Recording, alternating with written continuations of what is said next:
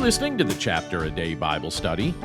I'm John Stange, and today we're in Ruth 2. Ruth gleans in the field of Boaz. Ruth 2 is a beautiful chapter that demonstrates God's providence, kindness, and care for those who trust Him. After the sorrow and uncertainty that marked the previous chapter, this chapter begins to reveal how God is already working behind the scenes to provide for Ruth and Naomi. And what appears to be a series of fortunate circumstances, it's actually the unfolding of God's gracious plan. And as we read Ruth chapter 2, we also begin to see a picture of Jesus, our true Redeemer, who welcomes the outsider, provides for the needy, and extends grace beyond what anyone deserves. Now, this chapter opens up by introducing a significant figure.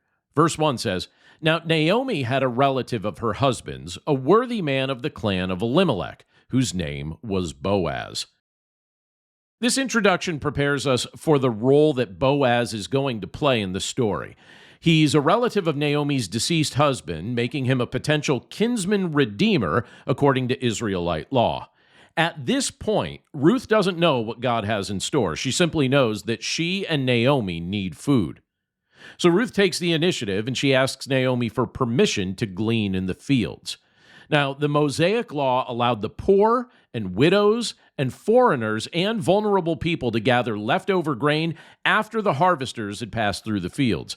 This provision, by the way, reflected God's compassion for those who were in need. And in verse 2, we read this. Ruth says, "Let me go to the field and glean among the ears of grain after him in whose sight I shall find favor." Now, notice Ruth's humility. She doesn't demand help or assume she deserves a handout or special treatment like it seems so many people think today. She's actually willing to do what she can while also seeking favor and trusting God to provide. And then we read one of the most fascinating statements in the chapter. In verse 3, we read this. "So she set out and went and gleaned in the field after the reapers, and she happened to come to the part of the field belonging to Boaz." Now, from a human perspective, this might seem accidental, but anyone acquainted with the way God works knows better, because God is directing Ruth's steps. So what appears to be coincidence is actually providence. The Lord is actively arranging circumstances that will eventually lead to redemption and blessing. How often does God work this way in our lives? We don't always see dramatic miracles as we go about our day, but God faithfully guides our steps, and He opens doors, and He places people in our paths according to His perfect wisdom. Well, when Boaz arrives, he immediately notices Ruth. And after learning about her loyalty to Naomi and the sacrifices that she made by leaving her homeland, he speaks words of encouragement and blessing to her. In verse 12, we read this, "The Lord repay you for what you have done, and a full reward be given you by the Lord, the God of Israel, under whose wings you have come to take refuge." This verse captures the heart of Ruth's faith, because she had left everything familiar behind, and she sought refuge under the wings of the God of Israel. She wasn't just following Naomi, she was placing her trust in the Lord Himself. And so Ruth responds to that statement that Boaz made with gratitude and humility, because she recognizes that she's a foreigner, and she has no claim upon Boaz's kindness. And yet Boaz continues to show her favor. He invites her to eat with his workers, and he personally instructs his men to protect her and to leave extra grain behind for her to gather. Now, this generosity of Boaz goes far beyond what the law required. The law allowed Ruth to glean leftovers, but Boaz intentionally provides abundance. And this is right where we begin to see a powerful picture of Jesus. Because like Ruth, we come before God with nothing to offer. We are spiritual outsiders, and we can't earn His favor.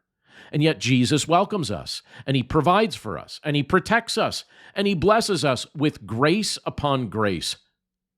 Boaz wasn't obligated by the law to show the kind of extraordinary kindness that he was showing Ruth, but he did so willingly. Well, likewise, Jesus doesn't just give us the minimum that's needed for salvation. He lavishes us with mercy and forgiveness and adoption and eternal life. In fact, consider what Paul writes in Romans chapter 5, verse 8. But God shows his love for us in that while we were still sinners, Christ died for us. Jesus extends grace not because we've earned it, but because of his loving character. Well, coming back to Ruth chapter 2, at the end of the day, Ruth returns home, and she's carrying an abundant amount of grain. And Naomi is actually astonished by what she sees. And when Ruth tells her about Boaz, Naomi immediately recognizes the significance. In verse 20, she says this, "May he be blessed by the Lord, whose kindness has not forsaken the living or the dead." For the first time since arriving in Bethlehem, Naomi begins to see evidence that God has not abandoned her. Earlier, if you remember, she had described herself as bitter and empty. But now signs of God's provision are beginning to appear, and her perspective is starting to shift. Well, this reminds us that God's faithfulness often becomes clearer with time. In moments of pain, we probably wonder where he is. We may even struggle to understand his purposes. And yet, God is always at work, even when we can't see the full picture. Ruth and Naomi, they couldn't see where this story was heading. But God was already preparing a future that was far greater than anything they could have imagined. Well, the chapter then concludes by noting that Ruth continued gleaning in Boaz's fields throughout the barley and the wheat harvests. The relationship is developing, and God's plan is moving forward. But keep in mind that most importantly, Ruth chapter 2 is actually pointing us toward Jesus Christ. Think about it from this perspective. Boaz serves as a foreshadowing of the greater Redeemer who would come. Boaz welcomed a foreigner, while Jesus welcomes sinners from every nation. Boaz provided bread for the hungry. Jesus is the bread of life. Boaz offered protection and refuge. Jesus is our good shepherd. Boaz showed undeserved kindness. Jesus pours out immeasurable grace. And just as Ruth found favor in the eyes of Boaz, believers find favor through Christ. We come empty-handed, but Jesus fills us. We come weary, but Jesus gives us rest. We come as outsiders, but Jesus brings us into God's family. Ruth chapter 2 reminds us that God's providence is never absent, even when it seems hidden. The Lord was guiding Ruth's steps to a field that she never would have chosen on her own. And in the same way, he faithfully guides our lives according to his perfect purposes. And at the center of those purposes stands Jesus, our Redeemer, whose kindness never fails and whose grace is always more than enough. Thanks again for listening to today's episode of the Chapter a Day Bible Study. For more resources to help you in your walk with Christ and your understanding of the Bible, please visit my website at BibleStudyHeadquarters.com. And if you'd like to partner with me by becoming a supporter of this ministry, you'll see a few options to do so, again, at BibleStudyHeadquarters.com or in the description of this episode.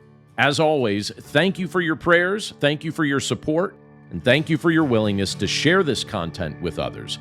Have a great day, and I'll see you again right here tomorrow.